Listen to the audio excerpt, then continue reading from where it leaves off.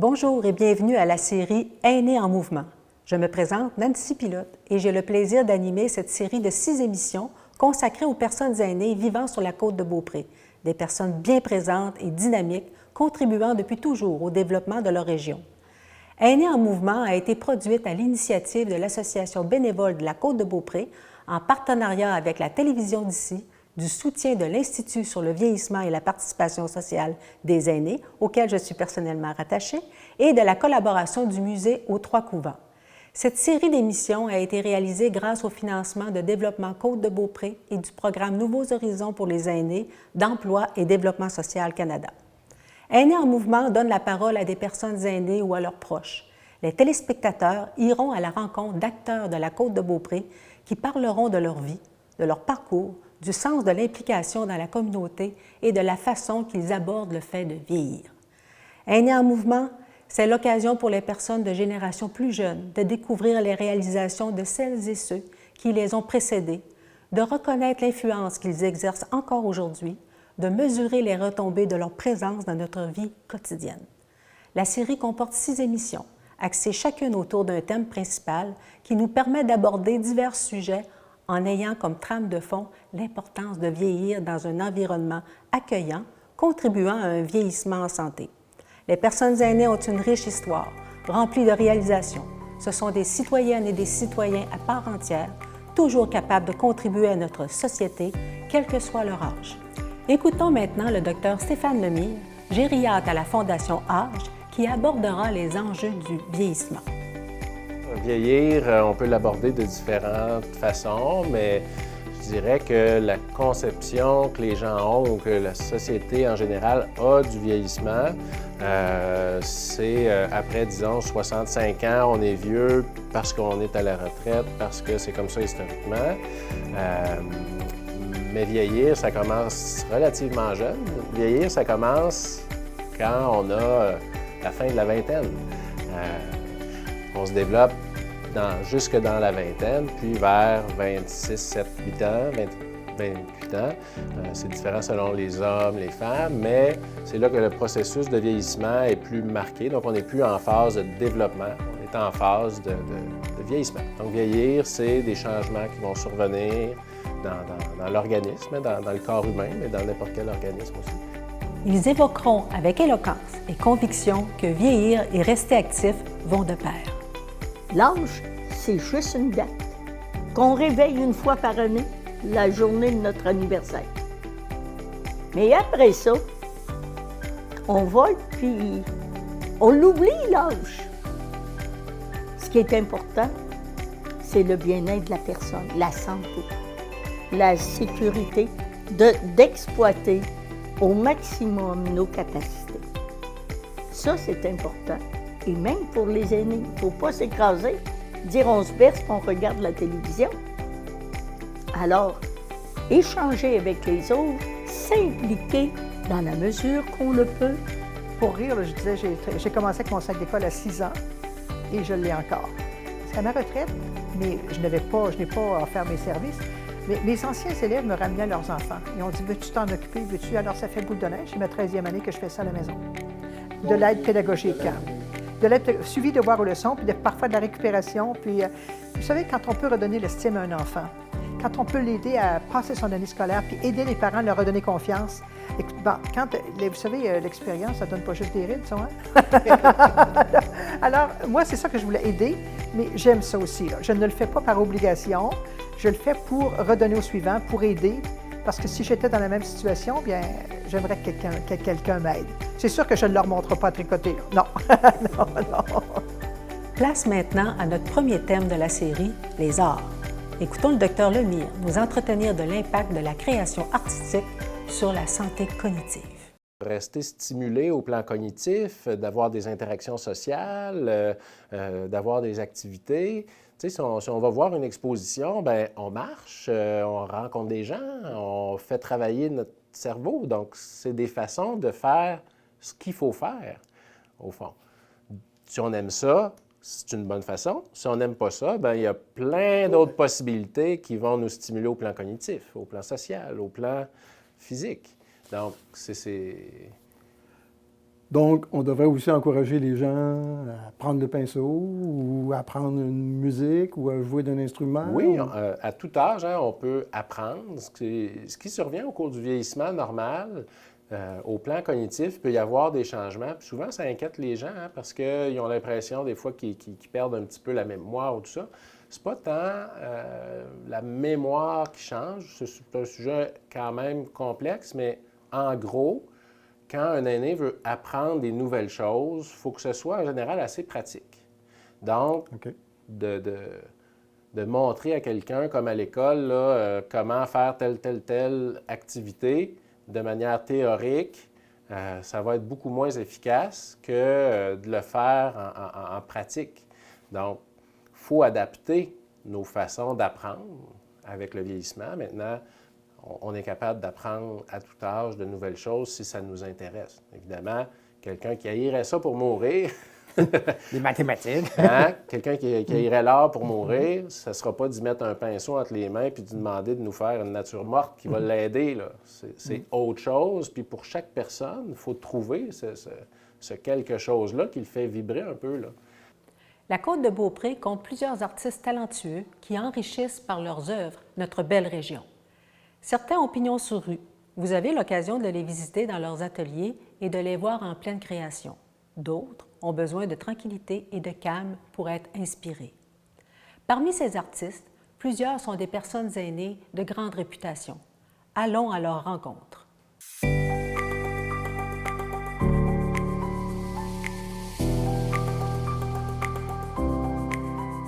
Bien, moi, je dirais qu'au début, il y a presque 40 ans maintenant, je travaillais en tourisme et je venais sur la côte de Beaupré avec mes visiteurs et j'arrêtais ici à l'atelier du sculpteur de M. Paré. Et à un moment donné, j'ai entendu dire que M. Paré cherchait de la relève, cherchait quelqu'un pour prendre l'atelier. Et moi, je cherchais un endroit où je pourrais travailler et avoir ma fille, qui a le même âge que notre prise de l'atelier ici. Alors, donc, c'est à ce moment-là qu'on a décidé de venir. Et là, on s'est rendu compte, hey, M. Paré, c'est un des grands artistes de la région. Puis d'ailleurs, il suit une tradition de grands artistes. Exemple, Louis Jobin avait son atelier à une vingtaine de maisons d'ici. Et il n'y a pas rien qui le représente. Puis on se disait, bien, c'est important de sauver ce patrimoine artistique-là pour la région, pour que d'autres générations puissent profiter de son grand talent. Alors, c'est à ce moment-là qu'on a décidé de prendre la relève et de mettre en valeur le travail de M. Paré. Donc, en premier, c'est surtout de mettre en valeur et de pouvoir préserver cet héritage artistique-là. C'est pour ça qu'on est venu ici. Et c'est sûr qu'en prenant l'atelier, à un moment donné, en touchant aux outils, au bois, alors on a commencé à faire des objets, nous autres aussi à sculpter, parce que mon mari et moi aussi, nous sommes toutes les deux là, dans l'atelier. Et c'est à ce moment-là que s'est développé l'intérêt de pouvoir faire des trucs artistiques. Ben, disons que le paysage m'a influencé beaucoup au commencement de, disons, ma carrière comme artiste peintre et mosaïste. M'a influencé l'immensité, l'espace, la nature, qui, disons, qui est complètement différent de l'Italie. C'est ça vraiment les joies, l'environnement. D'ailleurs, dans cette période-là, j'allais souvent peindre en salle de bois, sur les vifs. Et ensuite, j'ai changé, j'ai évolué, j'ai commencé à travailler plus tranquillement dans le studio. J'avais un tableau à faire pour ma mère.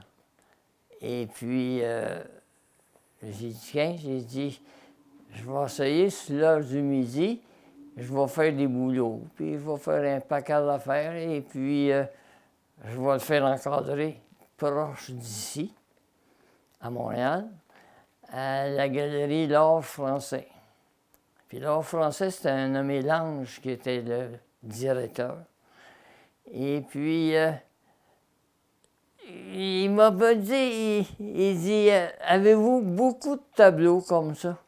Ben, j'ai dit oui. Il dit, je viens de finir mes beaux-arts. Puis j'ai dit, il dit, je vais probablement faire une exposition avec vous. J'avais été voir une exposition avec mon père, importante, des grands peintres canadiens. J'avais aimé les peintures. J'avais dit à mon père un jour, je vais être le Maurice Richard de la peinture. Passé, disons, je faisais de la mosaïque, j'ai été à l'école de mosaïque, et puis j'ai pu continuer à un certain moment à vraiment m'appliquer encore plus à la mosaïque et à la peinture, si vous voulez, en faisant, disons, des travaux en mosaïque, des murales ici et là. Et c'est ça. Aujourd'hui, je suis content parce qu'à un certain moment dans ma vie, je ne pensais jamais d'arriver où je suis rendu. J'étais malade dans les années 70, à 40 ans. J'ai eu ma première crise cardiaque, puis bon, des pontages en 77. Et puis bon, je pensais que ma vie était quasiment finie à ce moment-là. Mais par contre, j'étais bien dirigé par mes médecins. Puis j'ai recommencé à revivre, faire du sport comme je faisais avant.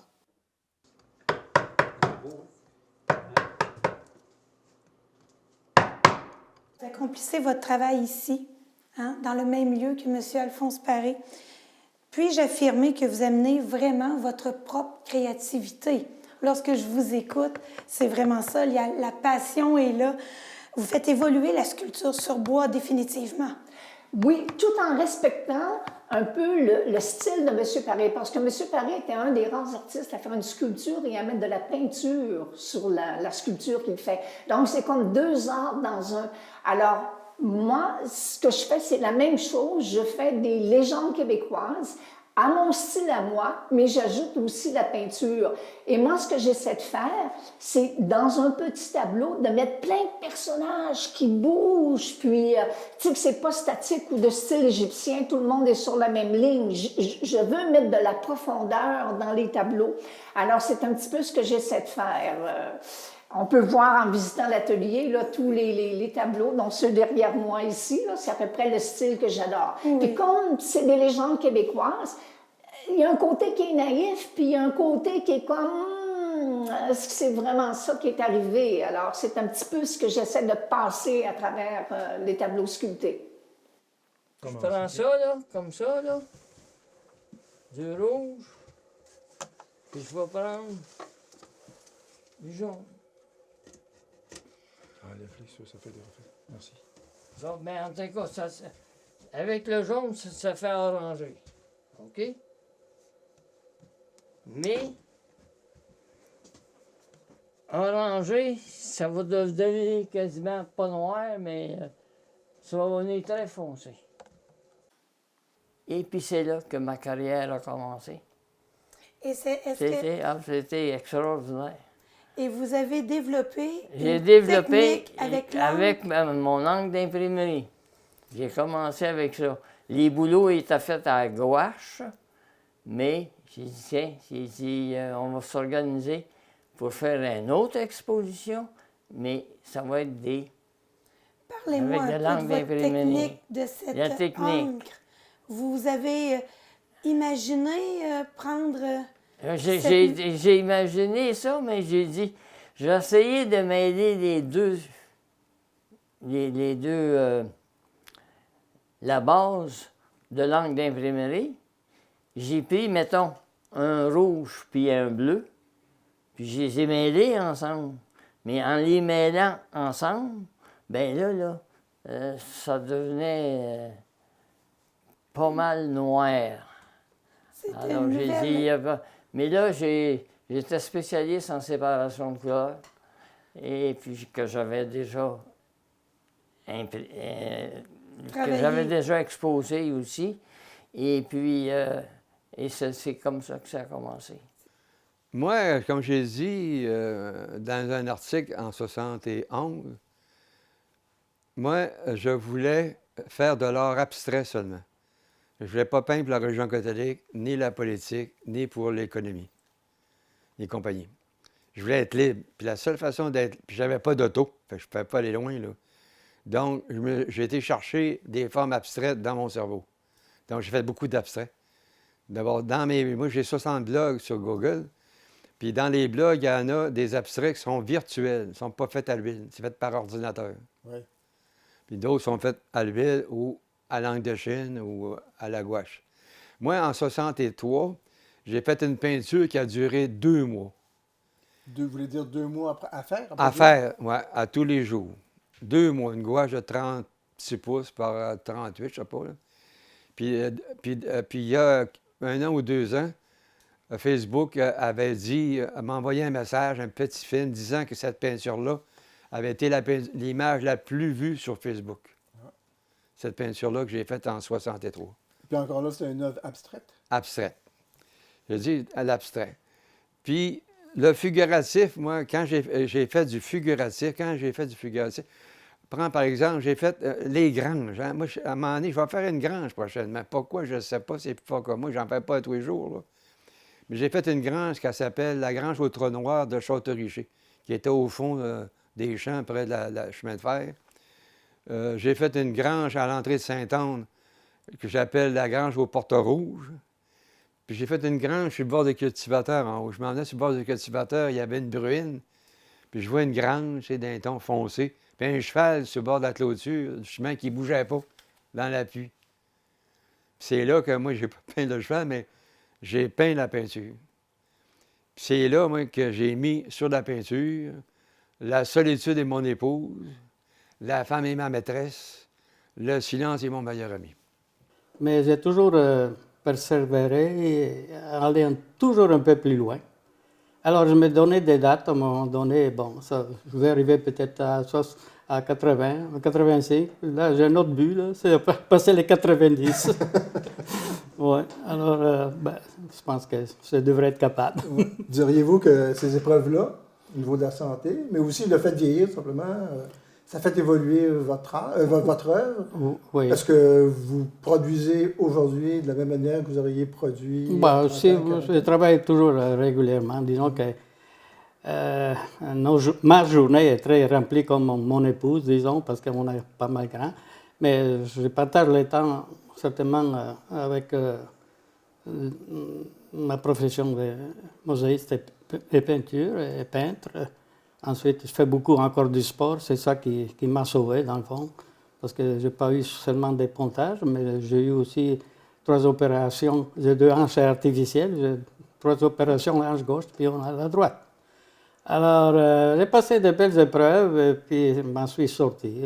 Mais ça a pris de la volonté, puis la persévérance, parce que c'est pas facile, disons, s'en sortir autrement que faire du sport et puis avoir de la volonté. Et la volonté de vivre le plus longtemps possible, parce qu'on est sur Terre seulement qu'une fois. Hein. Puis aussi de ne pas avoir peur, disons, de la mort. J'essaie d'apprivoiser la mort. Je pense que j'ai toujours dit à mes amis et à mon épouse que j'aime autant vivre en forme. C'est-à-dire mourir en forme. J'aime autant vivre en forme puis mourir en forme plutôt qu'être dans les maisons. On m'a dit, on va faire une émission, les gens qui sont actifs, puis c'est une émission pour les aînés. Et jamais je me suis considérée comme une aînée. Ça ne m'a jamais passé l'idée. D'ailleurs, je viens de célébrer ma fête la semaine dernière, dimanche. Oui. Je l'avoue humblement, j'ai 72 ans, j'en suis fière. Mais je me suis jamais considérée comme une aînée. J'essaie d'être active. Je prends des marches presque tous les jours quand je peux. Si c'est pas à l'extérieur, c'est à l'intérieur. Je fais le tour du musée. Ça me permet de penser, de réfléchir, de penser à qu'est-ce que je vais faire d'autre. Mais pour moi, c'est inconcevable. Pour moi, je me suis jamais vue comme une aînée. Jamais sentie comme une aînée? Non. Moi, je me lève le matin, j'ai des idées, j'ai des choses que je vais faire, j'ai toujours des projets. D'ailleurs, j'ai un autre projet que je suis en train de travailler dessus parce que je me suis dit, on a des légendes ici, c'est intéressant, mais peut-être que les jeunes, parce qu'on a beaucoup de groupes scolaires qui viennent visiter, peut-être que pour eux, des histoires de bûcherons ou de cette époque-là, ça leur dit rien. Donc, je suis en train de travailler sur un projet de légende urbaine. Donc, pour aller les Mais vous allez dans l'imaginaire. Oui, bien, les légendes, vous savez que les légendes, il y a toujours une partie qui est vraie, puis une partie qui est fantaisie. Donc, quelle est la partie vraie, puis quelle est la portion fantaisiste, même aujourd'hui, de façon contemporaine. Donc, c'est un sujet qui se répercute et qu'on retrouve encore aujourd'hui. Donc, je travaille sur ça. Donc, on peut dire que le fait que vous demeurez très active, très créative, aide à bien vieillir. Absolument, absolument. Je pense qu'il ne faut pas s'écouter. Tout le monde a des petits mots, il y a toujours des petites affaires qui ne fonctionnent pas, mais il ne faut pas s'arrêter à ça, il faut continuer. Puis à un moment donné, on se rend compte que le petit mal qu'on avait le mois passé, il n'existe plus. Alors, je pense qu'il faut être dans la bonne humeur, puis de se lever, puis d'avoir des idées, des buts, puis d'être audacieuse.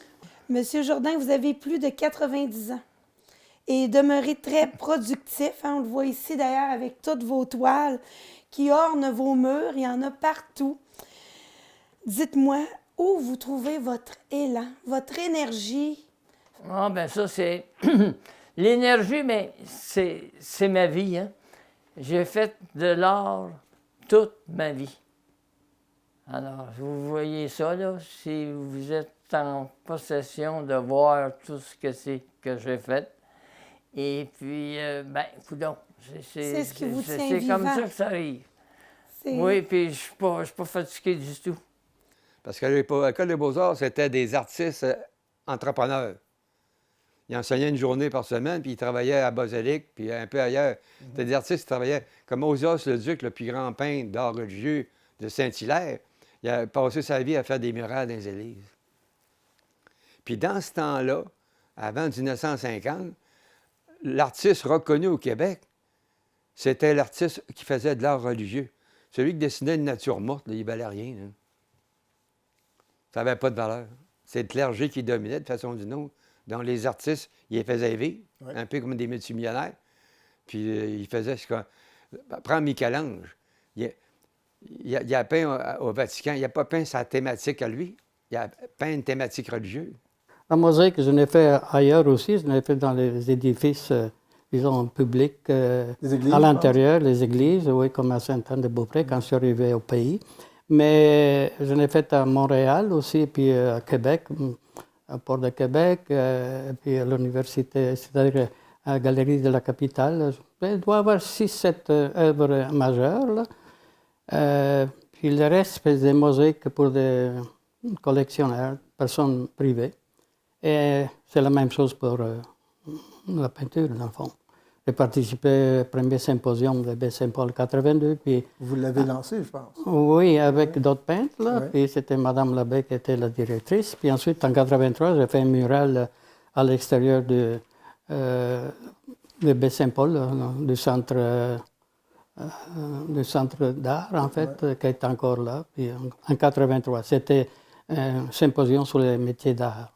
Alors, vu que je faisais la mosaïque, j'ai fait un mural en honneur de René Richard, qui avait décédé un jour en 82. Ça se trouve à l'extérieur.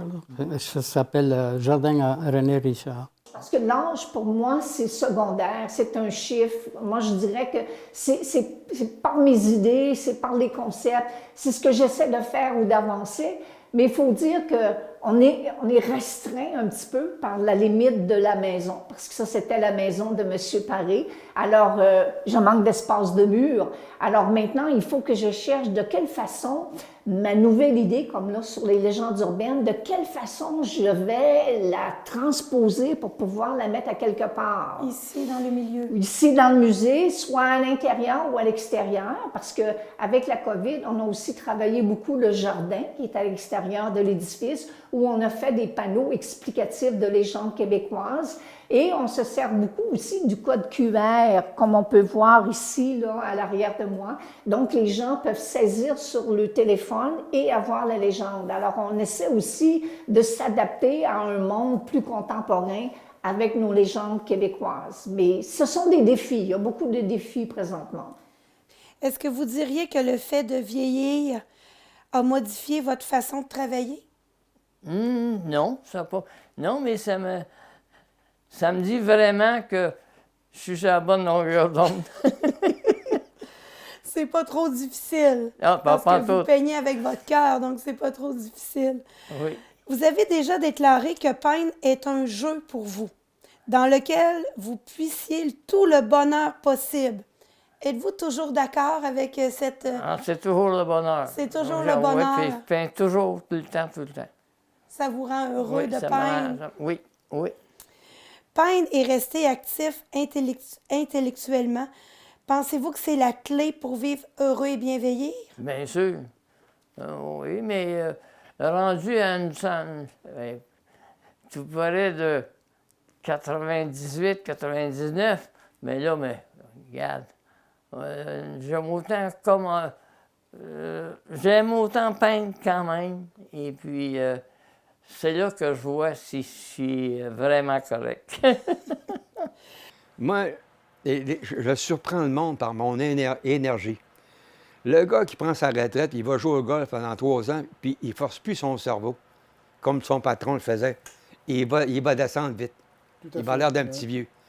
Moi, ce qui a fait que je n'ai pas l'air vraiment d'un petit vieux, c'est que je force mon cerveau. J'y botte le derrière, j'attends pas qu'un patron le fasse. Moi, je dis à mon épouse André, je dis, bon, on va se reposer une fois qu'on va être de l'autre côté. Il n'y en a pas qui pensent pas de la même façon que moi, mais enfin. Ouais.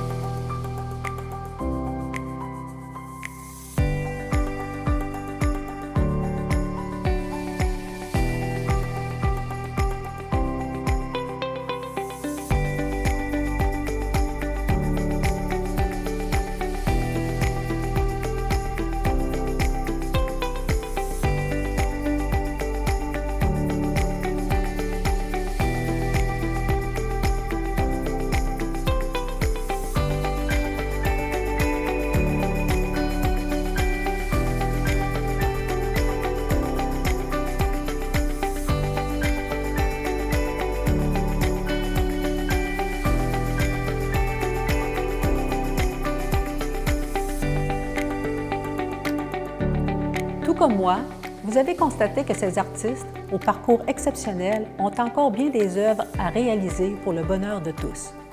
Je vous disais précédemment que la Côte-de-Beaupré regorge d'artistes de talent. Eh bien, la deuxième émission d'Aînés en mouvement vous présentera d'autres artistes tout aussi talentueux. Passez une très bonne semaine en mouvement et soyez des nôtres pour notre prochain rendez-vous.